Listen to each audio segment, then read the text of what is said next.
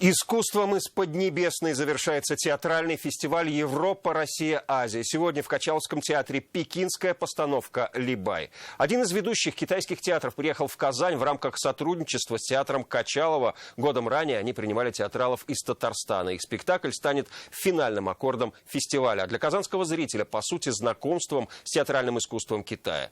На спектакле из Поднебесной сейчас работает наш корреспондент Рамиль Шайдуллин.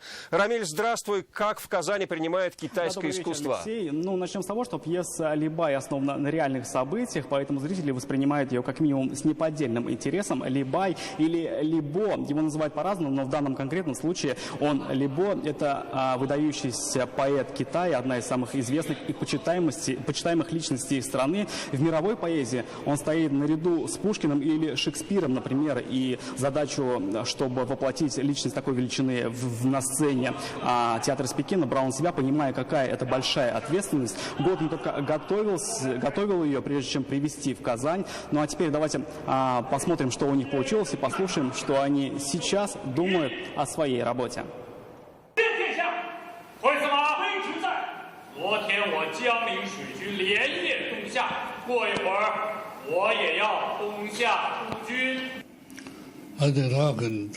Поэзия того времени очень сильно отличается от современной поэзии. Есть историческая и культурная пропасть. Мы очень боялись, выбирая эту пьесу. Но очень рады, что зрители пришли подготовленными и очень хорошо принимают. Да, и говорят, что знать стихи Либая при жизни было признаком хорошего тона, но если не познать их, то хотя бы проникнуться ими сегодня могут и зрители Качаловского. Этому помогают субтитры, которые сопровождают весь спектакль. Они одновременно и дают понять суть, и не отвлекают от происходящего, дают насладиться языком оригинала. На этом у меня все. Алексей? Спасибо, Рамиль. Это было включение из Качаловского, где сейчас идет китайский спектакль. Ну а мы продолжим.